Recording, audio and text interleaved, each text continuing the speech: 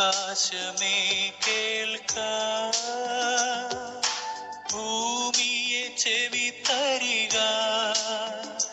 ഞാൻ മക്കളെ പോറ്റി വളർത്തി, അവരെന്നോടു മത്സരിക്കുന്നു. Praise the Lord. Hallelujah, hallelujah, hallelujah.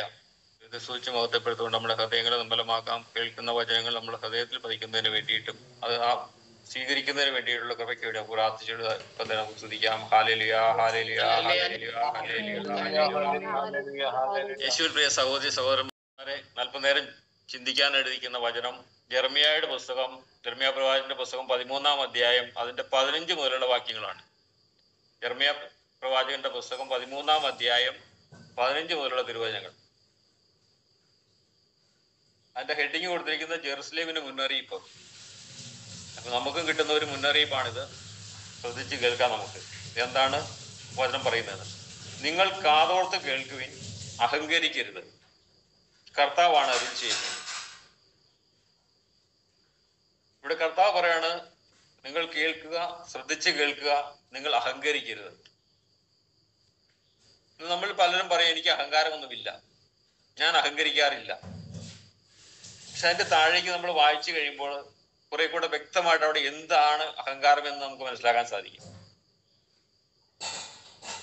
16-ാമത്തെ വചനം പറയാണ്, കർത്താവ് അന്ധകാരം വരുത്തുന്നതിന് മുമ്പ് നിങ്ങളുടെ കാൽപാദങ്ങൾ ഇരുൾ നിറഞ്ഞ മലകളിൽ ഇടറുന്നതിന് മുമ്പ് നിങ്ങളുടെ ദൈവമായ കർത്താവിന് മഹത്വം നൽകുകയും, അല്ലെങ്കിൽ നിങ്ങൾ വെളിച്ചം തേടുമ്പോൾ മരണത്തിന്റെ നിഴലിലും കൂരിട്ട് മാരിക്കും ലഭിക്കുക.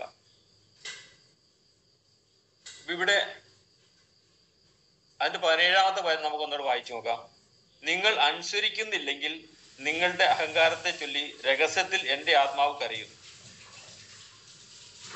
അപ്പൊ നമ്മൾ പലരും പറയുന്നു എനിക്ക് അഹങ്കാരമില്ല എന്ന്. പക്ഷെ ഇവിടെ വചനം പറയുന്നുണ്ട്, നിങ്ങൾ അനുസരിക്കുന്നില്ലെങ്കിൽ നിങ്ങളുടെ അഹങ്കാരത്തെ ചൊല്ലി. നമ്മൾ അനുസരണക്കേട് കാണിക്കുന്നുണ്ട്, അത് നമുക്ക് എല്ലാവർക്കും അറിയാം. പക്ഷെ പലപ്പോഴും നമ്മൾ പറയും ഞാൻ അഹങ്കരിക്കുന്നില്ല. പക്ഷെ ഈ അനുസരണക്കേടിന്റെ കാരണം അഹങ്കാരമാണ് എന്നാണ് ഇവിടെ വചനം പറഞ്ഞു വെച്ചിരിക്കുന്നത്. നിങ്ങൾ അനുസരിക്കുന്നില്ല എങ്കിൽ നിങ്ങളുടെ അഹങ്കാരത്തെ ചൊല്ലി രഹസ്യത്തിൽ എന്റെ ആത്മാവ് കരയും. ഇത് നമ്മുടെ ഉള്ളിൽ കിടക്കുന്ന, അല്ലെങ്കിൽ വളരെ സൈലന്റ് ആയി കിടക്കുന്ന ഒരു പാപമാണ് ഈ അഹങ്കാരം എന്ന് പറയുന്നത്. പക്ഷെ അത് നമുക്ക് തിരിച്ചറിയാൻ സാധിക്കുന്നില്ല. അതിന്റെ ഫലമാണ് അനുസരണക്കേട്. നാം പോലും അറിയുന്നില്ല എന്നിൽ ഒരു അഹങ്കാരത്തിന്റെ, അല്ലെങ്കിൽ അഹങ്കാരം എന്നിൽ ഉണ്ട് എന്നുള്ളത്. ദൈവദൂതൻ പോലും അഹങ്കാരം കൊണ്ടാണ് ആ ദൈവത്തിന്റെ ദൂത അവിടെ നിന്ന് ആ മാലാഖയുടെ സ്ഥാനം നഷ്ടപ്പെട്ടു പോകുന്നത്. എനിക്ക് ദൈവത്തെ പോലെ ആകണം എന്നുള്ള ചിന്ത. പക്ഷെ ഇവിടെ പലപ്പോഴും നമ്മൾ അനുസരിക്കുന്നില്ല എങ്കിൽ വ്യക്തമായിട്ട് നമ്മൾ ഒന്നിരുന്ന് ചിന്തിച്ചു നോക്കി എന്തായിരിക്കും അതിന്റെ പുറകില്. എനിക്കൊന്നും സംഭവിക്കില്ല, അല്ലെങ്കിൽ ഞാൻ എന്തിനനുസരിക്കണം. പക്ഷെ അത് മറഞ്ഞു കിടക്കുന്ന ഒരു ഭാവമാണ് അഹങ്കാരം എന്ന് പറയുന്നത്.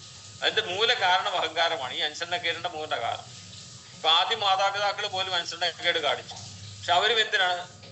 ആ പിശാച് അവരോട് പറഞ്ഞു കൊടുത്തു, നീ തിന്ന ദൈവത്തെ പോലെ ആകുമെന്ന്.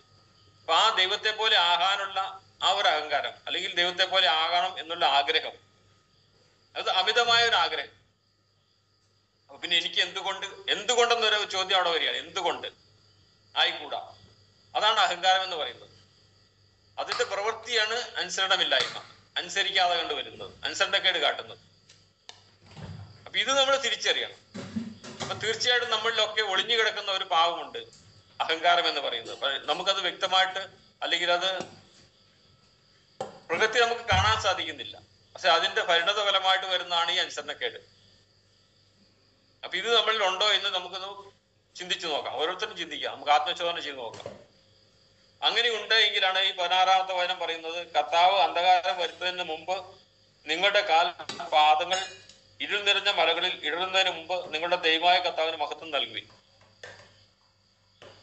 അപ്പൊ ദൈവത്തിന് മഹത്വം നൽകാതിരിക്കുന്ന അനുസരണക്കേടാണ്. അപ്പൊ ഈ അനുസരണക്കേടിന്റെ കാരണം നമ്മളിലുള്ള അഹങ്കാരമാണ്. അത് ദുഷ്ടൻ നമ്മളിൽ ഒളിഞ്ഞു വെച്ചിരിക്കുകയാണത്, പുറത്തു വരുന്നില്ല. അപ്പൊ അതിന്റെ പേരിലാണ് നമ്മൾ ഈ അനുസരണക്കേട് കാണിച്ചുകൊണ്ടിരിക്കുന്നത്. അപ്പൊ ഇവിടെ പറയാണ് അന്ധകാരം വരുന്നത്. ഇന്ന് നമ്മളിൽ അന്ധകാരമാണോ, അതോ എനിക്ക് പ്രകാശമുണ്ടോ? ഞാൻ ഇന്ന് പ്രകാശം അന്വേഷിക്കുന്നുണ്ട്. ഞാൻ വെളിച്ചം തേടുമ്പോൾ എന്നിൽ ഭയമാണോ ഉണ്ടാകുന്നത്?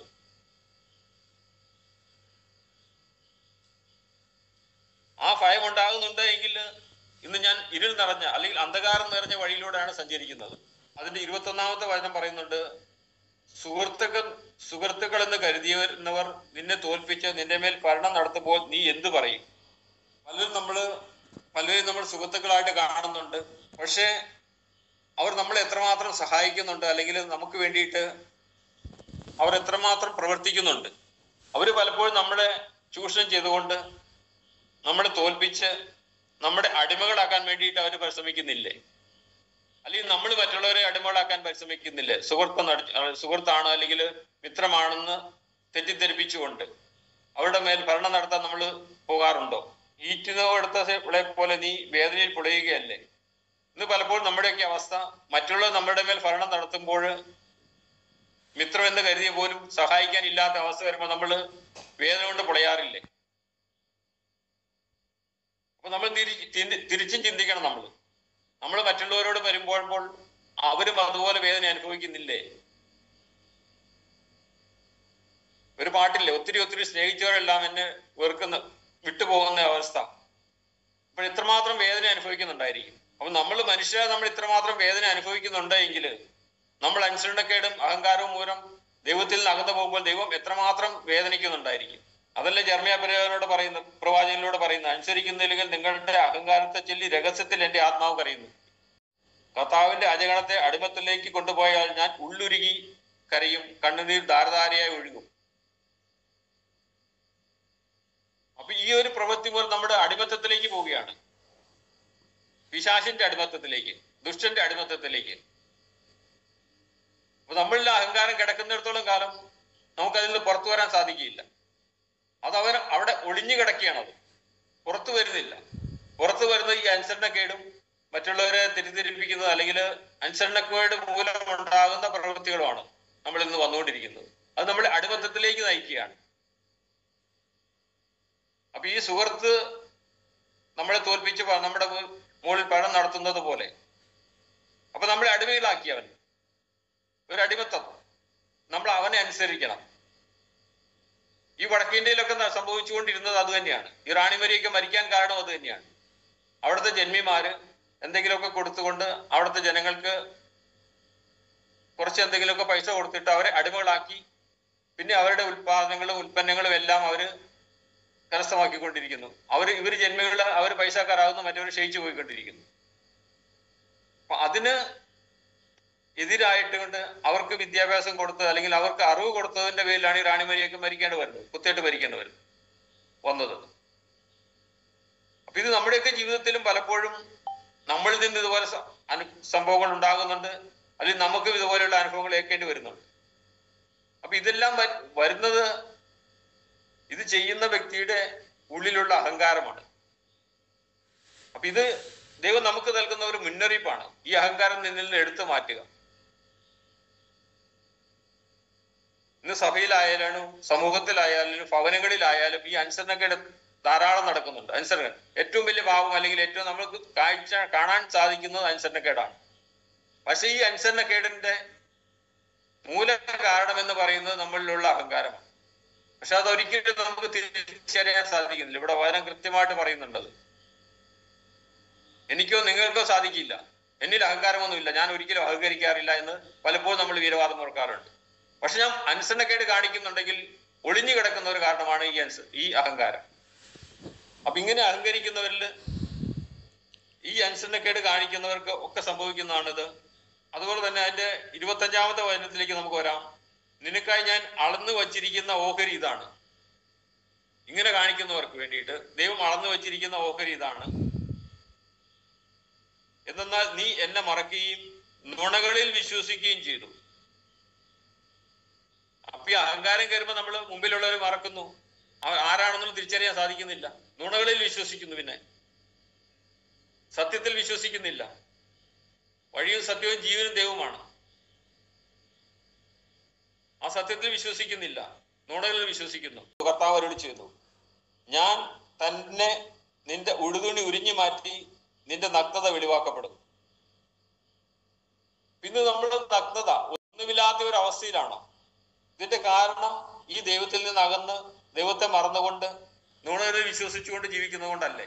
അതുകൊണ്ട് അത്തരത്തിലുള്ള പ്രവൃത്തികൾ നമ്മളിൽ ഉള്ളത് കൊണ്ടല്ലേ നമ്മളിൽ ഉണ്ടാകുന്ന ആ സംരക്ഷണം പോലും എടുത്തു മാറ്റിക്കൊണ്ട് നഗ്നത ഒന്നുമില്ലാത്ത ഒരു അവസ്ഥയിലേക്ക്, അന്ധകാരം നിറഞ്ഞ ജീവിതത്തിലേക്ക്. അതാണ് 16 പറഞ്ഞത്, അന്ധകാരം വരുന്നതിന് മുമ്പേ നിങ്ങൾ ദൈവത്തെ അന്വേഷിക്കുക, അവിടുത്തെ മഹത്വപ്പെടുത്തുക. ദൈവമാണ് പ്രകാശം.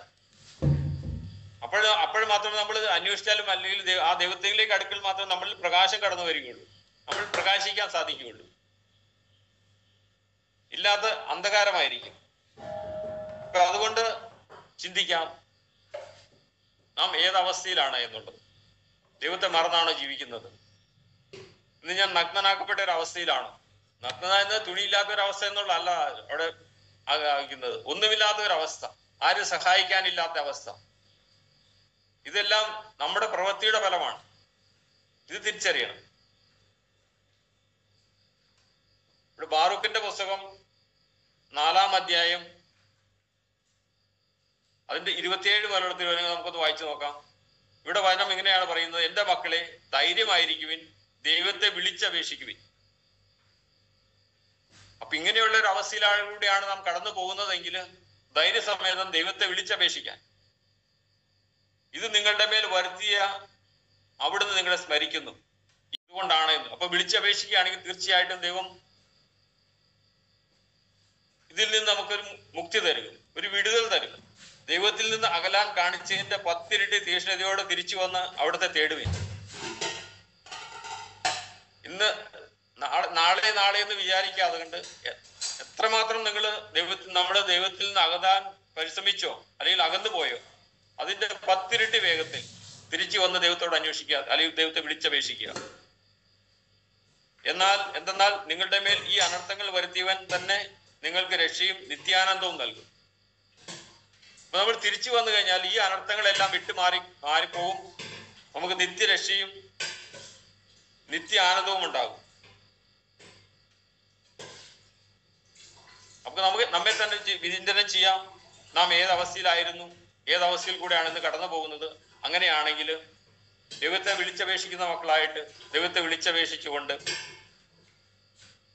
ആ ദൈവത്തിൽ നിന്ന് അകന്നതിന്റെ 10 ഇരട്ടി സ്പീഡിൽ നമുക്ക് തിരിച്ചു വരാം ദൈവത്തിങ്കിലേക്ക്. അപ്പൊ ഈ വചനം നമ്മുടെ ജീവിതം പ്രാവർത്തികമാക്കാൻ വേണ്ടിയിട്ട് നമുക്ക് പരിശ്രമിക്കണം. കൽപ്പനകൾ പാലിച്ചുകൊണ്ട്, മറ്റുള്ളവരെ കുറ്റപ്പെടുത്താതെ കണ്ട്. നമ്മളെപ്പോഴും പറയും അവരനുസരണക്കേട് കാണിക്കുന്നില്ല, അവരനുസരിക്കുന്നില്ല ദൈവത്തെ. ഇവരനുസരിക്കുന്നതിൽ പിന്നെ ഞങ്ങൾ എന്തിനനുസരിക്കണം? അതല്ല, നമ്മൾ അവരെയല്ല നോക്കേണ്ടത്. ദൈവം പറയുന്നത് നിങ്ങൾ അനുസരിക്കണമെന്ന്. ഈ അനുസരണക്കേട് ആണ് ഇന്ന് ലോകത്തിൽ വന്ന ഏറ്റവും വലിയ പാപത്തിന് കാരണം. അതിന്റെ മൂല കാരണമായിട്ട് ഇവിടെ വചനം പറയുന്നതാണ് അഹങ്കാരമാണ്. ബാറൂക്കിന്റെ പുസ്തകം 5-ാം അധ്യായം അതിന്റെ 1-2 വചനങ്ങളോടെ വായിച്ചുകൊണ്ട് നിർത്താം. ജെറുസലേം, നീ ദുഃഖത്തിന്റെയും പീഡനത്തിന്റെയും വസ്ത്രം മാറ്റി ദൈവത്തിൽ നിന്നുള്ള മഹത്വത്തിന്റെ സൗന്ദര്യം എന്നേക്കുമായി അണിയുക. അപ്പോൾ ഈ 4-ന്റെ 27 പറഞ്ഞ പോലെ നമ്മൾ ധൈര്യമായിട്ട് ഇരുന്നുകൊണ്ട് ദൈവത്തെ വിളിച്ചപേക്ഷിച്ച് ദൈവത്തിലേക്ക് തിരിച്ചു വന്നു കഴിഞ്ഞാൽ ഈ ദുഃഖത്തിന്റെയും പീഡനത്തിന്റെയും വസ്ത്രം മാറ്റി ദൈവത്തിൽ നിന്നുള്ള മഹത്വത്തിന്റെ സൗന്ദര്യം നമുക്ക് അണിയാൻ സാധിക്കും. ദൈവത്തിൽ നിന്നുള്ള നീതിയുടെ മേലങ്കി ധരിക്കുക, നിത്യനായവന്റെ മഹത്വത്തിന്റെ കിരീടം ശിരസിൽ അണിയുക. അപ്പൊ ഈ ഒരു അവസ്ഥയിലേക്ക് തിരിച്ചു വരാൻ നമ്മളുടെ ദുഃഖത്തിന്റെയും വേദനയുടെയും അല്ലെങ്കിൽ പീഡനത്തിന്റെയും എല്ലാം കാരണങ്ങള് ഒരുപക്ഷെ നമ്മുടെയൊക്കെ പ്രവൃത്തികളാണ് എന്നുള്ളൊരു ബോധ്യത്തോടു കൂടി അതിൽ നിന്നെല്ലാം മാറ്റം ഉണ്ടാക്കിക്കൊണ്ട് ദൈവത്തിലേക്ക് തിരിച്ചു വരാനും ദൈവത്തെ അന്വേഷിക്കുന്നവരാകാനും ദൈവത്തെ വിളിച്ചപേക്ഷിക്കുന്നവരുമായി മാറുമ്പോൾ തീർച്ചയായും നമ്മുടെ ഒക്കെ ജീവിതത്തിൽ സംഭവിച്ചുകൊണ്ടിരിക്കുന്ന ഈ ദുഃഖങ്ങളും പീഡനങ്ങളും എല്ലാം മാറ്റി ദൈവത്തിന്റെ മഹത്വത്തിന്റെ സൗന്ദര്യം ആസ്വദിച്ചുകൊണ്ട് ജീവിക്കാൻ നമുക്ക് സാധിക്കും. അതനുസരിച്ച് പ്രവർത്തിക്കാൻ നമുക്ക് വേണ്ടി അതനുസരിച്ച് ഈ വചനം അനുസരിച്ച് നമുക്ക് ജീവിക്കാൻ നമ്മുടെ ജീവിതത്തെ ക്രമപ്പെടുത്തുന്നുള്ള കൃപയ്ക്ക് വേണ്ടി നമുക്ക് പ്രാർത്ഥിക്കാം. ദൈവം നമ്മളെ ഓരോരുത്തരെയും സമർത്ഥമായി അനുഗ്രഹിക്കട്ടെ എന്ന് പ്രാർത്ഥിച്ചുകൊണ്ട് പിതാവിന്റെയും പുത്രന്റെയും പരിശുദ്ധാത്മാവിന്റെയും നാമത്തിൽ ആമേൻ.